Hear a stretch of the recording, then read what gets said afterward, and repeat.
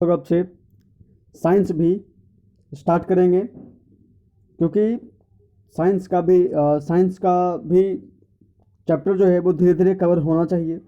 इसलिए आज से हम डिसाइड किए हैं कि क्लास 10 का साइंस बुक एनसीईआरटी का फर्स्ट चैप्टर हम कवर कराएंगे, और धीरे धीरे साइंस भी हम लोग अब कवर करेंगे। ठीक है, साइंस भी हम लोग एक साइड में रख करके नहीं चलेंगे। ठीक है, रहा हमारा एनसीईआरटी का सबसे पहला चैप्टर साइंस का साइंस क्लास 10 का साइंस का एनसीईआरटी का सबसे पहला chapter chemical reaction and equation.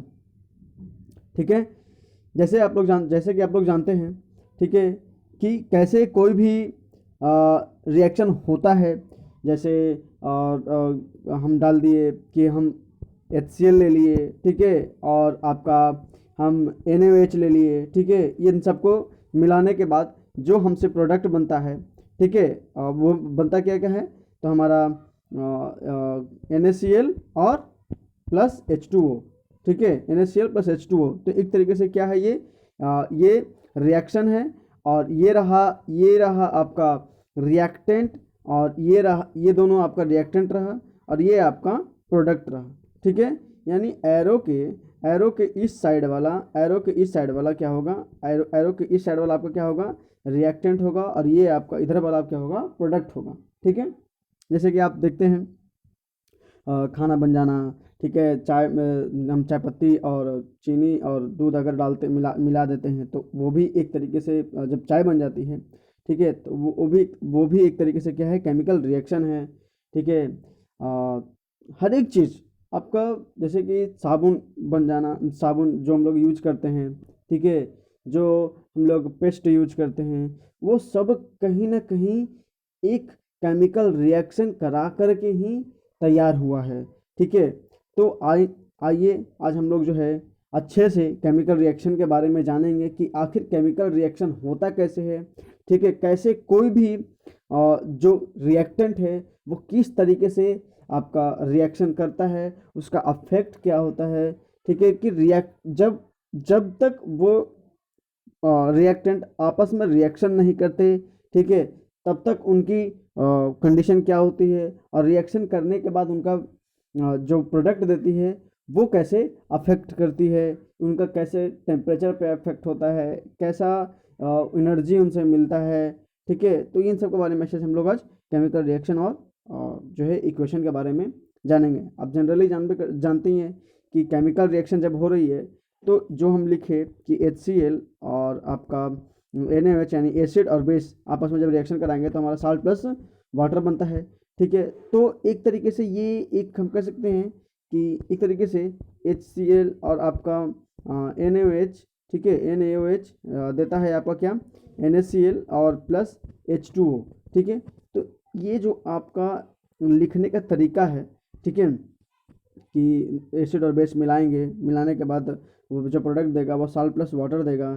ठीक है, तो एक तरीके से क्या है, ये एक इक्वेशन है। ठीक है, तो ये इक्वेशन बनता कैसे है, ठीक है, इस इक्वेशन के बारे में अच्छे से जानेंगे कि इस इक्वेशन का फ़ायदा क्या होता है। ठीक है, क्या क्या क्या इस इक्वेशन में हमें दिखता है। ठीक है, क्या क्या इस इक्वेशन से हम लोग जो है सिर्फ इक्वेशन देख करके ही पता कर सकते हैं कि इस रिएक्शन में क्या क्या हुआ होगा। ठीक है, इन सब के बारे में हम लोग इस चैप्टर में जानेंगे। ठीक है, ठीक है, जैसे ये बर्निंग ऑफ, जैसे आप मैग्नीशियम रिबन ले लो। ठीक है, तो मैग्नीशियम रिबन आखिर जब वो मैग्नीशियम रिबन था, ठीक है, Mg है, ठीक है, मैग्नीशियम रिबन और प्लस गर्म गैस यानी O2 गैस आपस में जब रिएक्शन कराए तो MgO प्लस जो है मैग्नीशियम ऑक्साइड बनता है। ठीक है, मैग्नीशियम ऑक्साइड बनता है। तो आखिर मैग्नीशियम को रिएक्शन कराने के लिए, मैग्नीशियम को गर्म गैस से रिएक्शन कराने के लिए मैग्नीशियम को सबसे पहले क्या किया जाता है, रब किया जाता है। ठीक है, गर्म किया जाता है, मतलब घिस करके ही, लेकिन उसको गर्म किया जाता है। ठीक है, जैसे मैग्नीशियम रिबन आप देख लीजिए, ये है मैग्नीशियम रिबन। ठीक है, ये रहा मैग्नीशियम रिबन। ठीक है, ये रहा मैग्नीशियम रिबन। ठीक है, अब मैग्नीशियम को हम रब क्यों करते हैं, ठीक है, आखिर हम लोग इसको गर्म क्यों करते हैं, या फिर इसको हम थोड़ा सा क्या बोलते हैं इसको, घसीटना पड़ता है, या फिर मतलब थोड़ा सा रफनेस जो है उसको रगड़ना पड़ता है, तब जा करके क्या होता है कि मैग्नीशियम जो है वो रिएक्शन कर पाता है ऑक्सीजन गैस से, ठीक, यानी गर्म गैस से। क्यों? क्योंकि मैग्नीशियम का कन्फिग्रेशन आप लोग देखोगे तो 1s2, 2s2, 2p6 और 3s1, ठीक है, 3s2, ठीक है। यहाँ तक आप जानते हैं कि ये स्टेबल कोई भी जो मेटल है या फिर कोई भी एलिमेंट जो है वो स्टेबल होती है, ठीक है। यानी बाहर वाला ये जो दो इलेक्ट्रॉन है, यही दो इलेक्ट्रॉन जो है रिएक्शन कर सकता है, ठीक है। और इसी ये भी एक तरीके से स्टेबल ही है, क्योंकि एस सबसेल में भी दो इलेक्ट्रॉन होना चाहिए, ठीक है। और इस मैग्नीशियम के एस सबसेल में दो इलेक्ट्रॉन है, इसी वजह से क्या होता है कि ये लगभग कहीं ना कहीं थोड़ा बहुत स्टेबल होती है, और इसी स्टेबल को ख़त्म करने के लिए इसको रगड़ना पड़ता है थोड़ा सा मैग्नीशियम रिबन को, और तब जब हम हीट करते हैं तब जा करके ये ऑक्सीजन से रिएक्शन कर पाता है और मैग्नीशियम ऑक्साइड दे पाता है, ठीक है। तो अब और मैग्नीशियम ऑक्साइड मिला, ठीक है। अब केमिकल रिएक्शन से क्या क्या हो सकता है, ठीक है। तो केमिकल रिएक्शन होने से या तो जो रिएक्टेंट है, ठीक है, रिएक्टेंट जब आपस में रिएक्शन करने के बाद जब प्रोडक्ट देंगे तो उसके साथ जो है उनमें फेज में चेंज होगी, उनकी कलर में चेंज होगी, ठीक है, उनके वो कुछ ना कुछ गैस रिलीज करेंगे, और खुद ब खुद कुछ टेम्परेचर भी उनमें चेंज हो सकता है, ठीक है। जैसे सिंपल सी बात है, चेंज इन स्टेट कहने का मतलब क्या, कि आप गर्म पानी ले लो, ठीक है, आप मान लिया सिंपल सा नॉर्मल पानी लो, ठीक है, नॉर्मल पानी लो, आप H2O ले लो, ठीक है, H2O ही ले लो, ठीक है। अब H2O को हम लोग क्या करेंगे, जब 0 डिग्री पे हम इसको ठंडा करेंगे तो ये क्या बन जाएगा, सॉलिड बन जाएगा, ठीक है। और जब इसको हम लोग 100 डिग्री पे गर्म करेंगे तो ये धीरे धीरे क्या होगा कि भाप बनकर उड़ने लगेगा, ठीक है। तो एक तरीके से क्या हो रहा है यहाँ पर, एक तरीके से फेज में चेंज हो रहा है, क्योंकि H2O लिक्विड था, अब बर्फ़ क्या है, सॉलिड है, ठीक है। और जो आपका ये इवापोरेट हो रहा है, एक तरीके से ये क्या है, H2O का गर्म गैस है, यानी ऊपर हवा हवा के रूप में बनने लगता है, गैस बनने लगता है, ठीक है। तो इस जैसे ही हम टेम्परेचर हीट कर रहे हैं या फिर जब हीट निकाल ले रहे हैं, तो भी उनमें क्या हो रहा है कि फेज में चेंज आपको देखने को मिलता है, ठीक है। अब चेंज इन कलर कहने का मतलब क्या, बताएंगे चेंज इन कलर, ठीक है, और इवोल्यूशन ऑफ गैस, और चेंज इन टेम्परेचर कहने का मतलब क्या, जैसे आप क्या कर लो कि CuSO4, ठीक है, आप CuSO4 सॉल्यूशन ले लो, ठीक है। इस CuSO4 सॉल्यूशन में जिंक प्लेट आप डाल दो, ठीक है, यानी जिंक प्लेट आप जैसे ही डालोगे तो ये खुद ब खुद जो है गर्म हो जाती है, ठीक है। और ये अपना ये पहले क्या होती है कि ब्लू कलर का होती है, ठीक है, लेकिन रिएक्शन करने के बाद, यानी जब जब CuSO4 जब सी जब Zn और प्लस CuSO4 आपस में जब रिएक्शन करती है तो ZnSO4 प्लस कॉपर प्लेट और कुछ ना कुछ एनर्जी जो है वो देती है, ठीक है। और यही एनर्जी की वजह से क्या होता है कि प्लेट बिना उसको हिट किए हुए अपने आप वो गर्म हो जाता है, ठीक है। ये सब हम आगे देखेंगे कैसे होता है, चेंज इन कलर देखेंगे, इवोल्यूशन ऑफ गैस देखेंगे, ठीक है। इसे हम लोग देखेंगे, पहले केमिकल इक्वेशन के बारे में जानेंगे हम लोग। केमिकल इक्वेशन क्या है, जैसे मैग्नीशियम प्लस ऑक्सीजन मिल करके क्या दिया, मैग्नीशियम ऑक्साइड दिया, ठीक है, मैग्नीशियम ऑक्साइड दिया, Mg प्लस ऑक्सीजन गैस मिल करके क्या दिया, MgO दिया, ठीक है। आखिर अच्छा ये बताइए कि ये जो सिंबॉलिक तरीके से हम लोग लिख रहे हैं, ठीक है, इसको लिखने में टाइम, और एक एक हम लोग जो ऐसे बुक्स में लिखा हुआ है मैग्नीशियम ऑक्सीजन और मैग्नीशियम ऑक्साइड, अगर इस तरीके से हम लोग लिखेंगे तो काफ़ी ज़्यादा टाइम भी लगेगा, ठीक है, किसी भी रिएक्शन के बारे में अच्छे से जानने के लिए, और किसी भी ठीक है, किसी भी रिएक्शन को ऐसे लिखने में काफ़ी ज़्यादा वक्त लगेगा। इसलिए साइंटिस्ट लोगों ने क्या किया कि जो मैग्नीशियम थी, ठीक है, उस एलिमेंट का मैग्नीशियम एलिमेंट को सिर्फ और सिर्फ Mg नाम देकर, यानी जो मैग्नीशियम है उसका पहला दो वर्ड जो है सेलेक्ट करके उसका नाम उसके उसके शॉर्ट फॉर्म नाम जो है इस्तेमाल किया जाता है केमिकल इक्वेशन लिखने में, और उससे काफ़ी ज़्यादा इजीली भी होती है। और आप जिस तरीके से जानते हैं कि ये जो एरो है, ये जो एरो है, एरो के इस साइड वाले जो भी हैं रिएक्टेंट कहलाएंगे, एरो के उस साइड वाला प्रोडक्ट कहलाएंगे। ठीक है, एरो के इस साइड में मैग्नीशियम का कुछ अलग अफेक्ट है, ठीक है, और ऑक्सीजन का कुछ अलग अफेक्ट है। ठीक है, मतलब मैग्नीशियम जब तक रिएक्शन नहीं कर रहा था तो उसका बिहेवियर, और ऑक्सीजन जब रिएक्शन नहीं कर रहा था उसका बिहेवियर। अब ये दोनों आपस में जब रिएक्शन कर गया और बना दिया मैग्नीशियम ऑक्साइड, तो इसका बिहेवियर बिल्कुल काफ़ी ज़्यादा अलग होता है, क्योंकि उस टाइम ये सबका अलग अलग आपका आइडेंटिटी होती है, लेकिन मिलने के बाद, रिएक्शन करने के बाद इन दोनों का आइडेंटिटी एक साथ में मिल जाती है, और मिलने के बाद एक अलग टाइप का आइडेंटिटी आपको देखने को मिलता है, जो हमारे लिए यूजफुल भी होता है, कभी कभी डेंजरस भी हो सकता है। ठीक है, ये रहा राइटिंग का केमिकल इक्वेशन। राइटिंग का केमिकल इक्वेशन कहने का मतलब क्या, कि हम लोग जो है जब भी केमिकल इक्वेशन लिखेंगे तो हम लोग उसको शॉर्ट फॉर्म में, एलिमेंट के जो शॉर्ट फॉर्म होगा उसका नाम दे करके हम लोग जो है इक्वेशन बनाया करेंगे, लिखा करेंगे। और मान लिया जब एनर्जी रिलीज हो रही है, एनर्जी निकल रही है, यानी एक्सोथर्मिक रिएक्शन हो रही है, ठीक है, तो क्या होगा कि हम जैसे मैग्नीशियम था, ये देखिए, ठीक है, जैसे मैग्नीशियम था प्लस ऑक्सीजन है, मैग्नीशियम ऑक्साइड बना, तो मान लिया कि इससे एनर्जी रिलीज हुआ, तो हमको ये दिखाना पड़ेगा। ठीक है, कि मैग्नीशियम गैस, मैग्नीशियम ऑक्साइड ये हमारी एनर्जी कुछ ना कुछ दे रही है। ठीक है, और आपका जब मैग्नीशियम ऑक्साइड जब एनर्जी, यानी एक्सोथर्मिक यानी एंडोथर्मिक रिएक्शन होगा, यानी जब एनर्जी लेगा, तो उसके लिए एक अलग सा बिल्कुल इस तरीके सा जो है साइन होता है। ठीक है, अब बैलेंस केमिकल इक्वेशन के बारे में जानेंगे। ठीक है, बैलेंस केमिकल इक्वेशन कहने का मतलब क्या, कि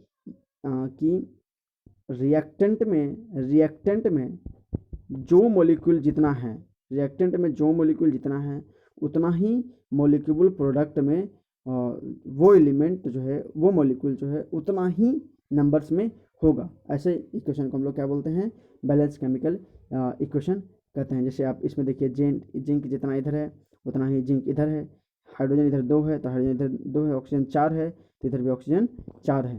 ठीक है, और सल्फर इधर 1 है, सल्फर भी 1 है। तो इस तरीके से क्या हो गया, ये इक्वेशन बैलेंस हो गया। ठीक है, वही है बता रहा है तरीका आपका, कैसे इसको हम लोग बैलेंस करते हैं। ठीक है, अब जैसे हम इसको बैलेंस करके दिखाते हैं आपको। ठीक है, इधर आयरन कितना हो गया, 2 1 है, इधर आयरन 3 है, ऑक्सीजन 4 है, इधर ऑक्सीजन 1 है, इधर हाइड्रोजन 2 है। तो आप जो एलिमेंट, ठीक है, जो एलिमेंट कम रहेगा, सबसे पहले जो एलिमेंट कम रहेगा, और जितना रिएक्टेंट में नहीं होगा उतना जितना प्रोडक्ट में नहीं होगा, सबसे पहले उसको बैलेंस करें। ठीक है, जैसे दिखिए मेरा कि हाँ आयरन इधर 1 है, इधर आयरन 3 है, तो सबसे पहले हम आयरन को बैलेंस करेंगे, यानी देख लेते हैं, हम इसको कर देते हैं ऐसे ही, H2O है ना। ठीक है, और बन रहा है क्या, Fe3O4 प्लस H2। ठीक है, तो इधर आयरन कितना है, इधर 1 है, इधर 3 आयरन है, तो सबसे पहले हम इसको बैलेंस करेंगे, 3 आयरन। अभी हमारा आयरन बैलेंस हो गया। अब इधर ऑक्सीजन 1 है और इधर ऑक्सीजन 4 है, तो सबसे पहले हम क्या करेंगे कि इस H2O को 4 से मल्टीप्लाई कर देंगे। तो अब कितना हो गया, 4 ऑक्सीजन इधर और 4 दूना 8 हाइड्रोजन इधर। तो जब इधर 4 दूना 8 हाइड्रोजन हो गया, इधर 4 ऑक्सीजन 3 आयरन बैलेंस हो गया, तो हमारा इधर कितना हो गया, सिर्फ 2 हाइड्रोजन। तो इसको भी हम लोग 4 से गुना कर देंगे। जैसे ही गुना करेंगे तो 4 दूनी 8 हो जाए, इधर हो जाएगा, आयरन 3 हो जाएगा, इधर भी 3 आयरन हो जाएगा। ठीक है, और ऑक्सीजन इधर 4 हो जाएगा, ऑक्सीजन इधर 4 हो जाएगा। ठीक है, तो इस तरीके से आप एक स्टेप में ही कर सकते हैं। आप एनसीईआरटी को जिस तरीके से step by step 1, step 2, step 3, step 4 दिख रहा है, ठीक है, आप वैसे मत करिएगा। ठीक है, आप काफ़ी ज़्यादा टाइम लगेगा, आप एक ही स्टेप में उसको करने की कोशिश कीजिएगा और हो जाएगा आपसे। ठीक है,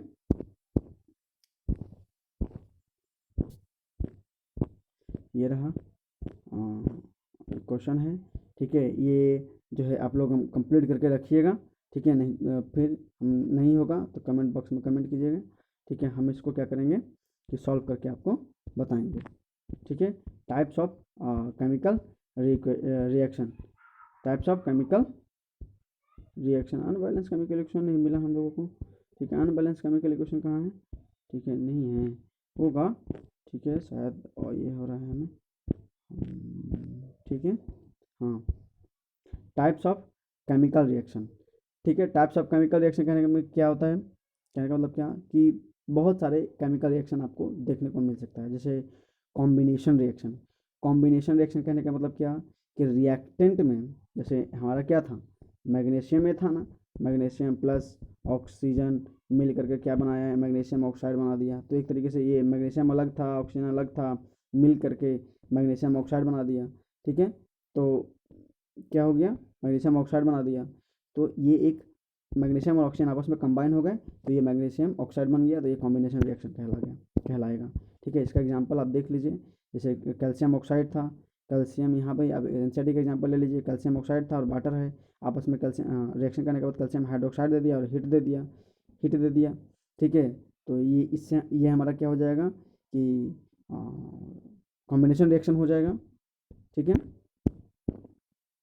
आप ये भी देख लीजिए, carbon plus oxygen, carbon dioxide दे दिया, हाइड्रोजन प्लस ऑक्सीजन वाटर बना दिया, बर्निंग ऑफ नेचुरल जैसे गैस यानी मीथेन गैस और ऑक्सीजन गैस आपस में रिएक्शन करके कार्बन डाइऑक्साइड और वाटर दे दिया। ठीक है, लेकिन यहाँ पर वाटर क्या है, गैस के रूप में है, याद रखिएगा। ठीक है, तो ये भी एक तरीके से क्या है कि कॉम्बिनेशन रिएक्शन है, कंबाइन कर लिया है। ठीक है, ये भी आप देख लीजिए, जैसे ग्लूकोज हो गया, ग्लूकोज और 6 गो ऑक्सीजन गैस जो हम लोग के डाइजेस्ट करते हैं, तो उससे जो एनर्जी रिलीज होता है, ठीक है, वो एनर्जी ग्लूकोज और ऑक्सीजन गैस मिलने के बाद कार्बन डाइऑक्साइड वाटर और एनर्जी मिलता है, ये एनर्जी हम लोग यूज करते हैं। ठीक है, पानी हमारे बॉडी में के अंदर रह जाता है, कार्बन डाइऑक्साइड हमारे बाहर चला आता है। ठीक है, तो आप ये देख रहे हैं। ठीक है, आप देख रहे हैं। ठीक है, ये हो गया हमारा केमिकल कॉम्बिनेशन रिएक्शन। ठीक है, अब इसके आगे हम लोग देखते हैं। ठीक है, केमिकल कॉम्बिनेशन रिएक्शन और भी 2 एग्जांपल है केमिकल कॉम्बिनेशन रिएक्शन का, वो भी हम लोग देख ही लेते हैं। ठीक है, हम लोग कहाँ तक देखें, ठीक है, ग्लूकोज प्लस ऑक्सीजन गैस तक। उसके बाद हम लोग आयरन सल्फेट, फेरस सल्फेट मिल करके क्या बनाया, फेरस सल्फेट। रिएक्शन करने के बाद फेरिक ऑक्साइड और सल्फर डाइऑक्साइड और सल्फर ऑक्साइड जो है ये देती है। ठीक है, तो ये डिकम्पोजिशन रिएक्शन हो गया। क्या हो गया, डिकम्पोजिशन रिएक्शन। ठीक है, देख रहे हैं आप, डिकम्पोज हो रहा है, टूट रहा है, एक चीज़ क्या हो रहा है, दो से 3 भागों में टूट रही है। आप देख रहे हैं फेरस सल्फेट सिर्फ एक रिएक्टेंट था, और रिएक्शन करने के बाद, हिट करने के बाद उसको थोड़ा सा भी हम लोग हिट दिए तो 3 प्रोडक्ट में क्या हो गया, वो बट गया। ठीक है, तो इस तरीके से क्या हो रहा है कि डिकम्पोज हो जा रहा है, और डिकम्पोज हो जा रहा है, तो ये हो गया क्या, डिकम्पोजिशन रिएक्शन। डिकम्पोजिशन रिएक्शन हो गया ये। ठीक है, अब हम लोग देखेंगे क्या, जैसे कैल्शियम कार्बोनेट था, कैल्शियम कार्बोनेट को भी थोड़ा सा हम हिट किए तो क्विक लाइम और कार्बन डाइऑक्साइड बना दिया, तो ये भी एक तरीके से क्या है, डिकम्पोजिशन रिएक्शन है। ठीक है, लेड नाइट्रेट को हम लोग थोड़ा सा हिट किए तो भी आपका लेड ऑक्साइड और नाइट्रोजन डाइऑक्साइड और ऑक्सीजन गैस दिया, तो ये भी हमारा डिकम्पोज रिएक्शन का एग्जाम्पल हो गया। और सिल्वर क्लोराइड को हम लोग थोड़ा सा सनलाइट के भी प्रेजेंट में रखें तो ये हमारे क्या दे दिया, ये सिल्वर और क्लोरीन गैस दे दिया। ठीक है, ये रहा AgBr सिल्वर ब्रोमाइड को जब हम सनलाइट के प्रेजेंट में रखें तो सिल्वर और ब्रोमीन जो है आपको गैस के फॉर्म में मिल जाता है। डिस्प्लेसमेंट रिएक्शन, इसमें क्या होगा कि एक रिएक्टेंट दूसरे रिएक्टेंट को डिस्प्लेस करेगा। ठीक है, और वो जो डिस्प्लेसमेंट है वो आपको प्रोडक्ट के फॉर्म में आपको मिलेगा। जैसे देख लीजिए, आप आयरन कॉपर सल्फेट से जब रिएक्शन किया तो कॉपर को हटा करके आयरन सल्फेट के साथ जो है वो आ जाता है। जैसे अभी आयरन है, कॉपर है। ठीक है, आयरन है, कॉपर है, आयरन क्या किया, कॉपर को डिस्प्लेस किया और आयरन सल्फेट बना दिया, और कॉपर को क्या किया, प्रेसिपिटेट कर दिया, यानी ये बीकर में जो है नीचे की तरफ आ जाएगा। ठीक है, ऐसा क्यों होता है, क्योंकि आयरन जो है वो कॉपर से ज़्यादा रिएक्टिव है, इसलिए कॉपर को हटाने में वो सक्षम हो जाता है। उसी तरीके से जिंक जो है वो कॉपर से भी स्ट्रॉन्ग होता है। ठीक है, तो कॉपर को यहाँ भी आप सॉलिड के फॉर्म में देख रहे हैं। ठीक है, उसी तरीके से लेड भी कॉपर से क्या होता है कि ज़्यादा रिएक्टिव होता है। तो जब लेड कॉपर क्लोराइड से भी रिएक्शन करता है तो भी आपको क्या दे देता है, कॉपर प्रेसिपिटेट कर जाता है। ठीक है, डबल डिस्प्लेसमेंट रिएक्शन क्या हो गया कि ये जो आपको दिख रहा है सोडियम सल्फेट, ठीक है, सोडियम सल्फेट और बेरियम क्लोराइड आपस में जब रिएक्शन किया, यहाँ पर डबल डिस्प्लेसमेंट होगा। क्यों? क्योंकि सोडियम जो है ठीक है, सोडियम बैरियम को क्या करेगा, हटाएगा, बैरियम का जगह लेगा, सोडियम बैरियम का जगह लेगा और बैरियम सोडियम का जगह लेगा। अब देख रहे हैं सोडियम जैसे ही सोडियम जो है आगे चलकर NaCl बना लिया और आगे प्रोडक्ट में क्या बना लिया, बैरियम सल्फेट बना लिया। तो ये एक दूसरे को डिस्प्लेस करता है और इससे जो आपको जो रिएक्शन देखने को मिलता है उसको हम लोग डबल डिस्प्लेसमेंट रिएक्शन कहते हैं, क्योंकि यहाँ पर दो बार डिस्प्लेस हो रहा है। ठीक है, अब कॉपर और ऑक्सीजन देखिए, ठीक है, तो कॉपर और ऑक्सीजन ये जब आपस में रिएक्शन किए तो इससे क्या हुआ, हमारा ऑक्सीडेशन और रिडक्शन रिएक्शन हुआ। ठीक है, ऑक्सीडेशन रिएक्शन कहने का मतलब क्या कि लॉसेस ऑफ इलेक्ट्रॉन, ठीक है, लॉसेस ऑफ इलेक्ट्रॉन को हम लोग ऑक्सीडेशन रिएक्शन बोलेंगे और गेनिंग ऑफ इलेक्ट्रॉन को हम लोग रिडक्शन बोलेंगे। अब याद रखिएगा कि लॉस ऑफ इलेक्ट्रॉन, ठीक है, लॉस ऑफ इलेक्ट्रॉन को हम लोग क्या बोलेंगे, ऑक्सीडेशन बोलेंगे, याद रखिएगा।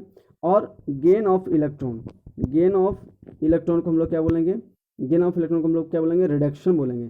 ठीक है, और ये जब भी होगा ये दोनों साथ में होगा, दोनों कभी भी सेपरेटली नहीं होगा, क्योंकि ये दोनों एक साथ ही एग्जिस्ट करता है और एक दूसरे के बिना ये कभी भी अकेला नहीं हो सकता। ठीक है, याद रखिएगा।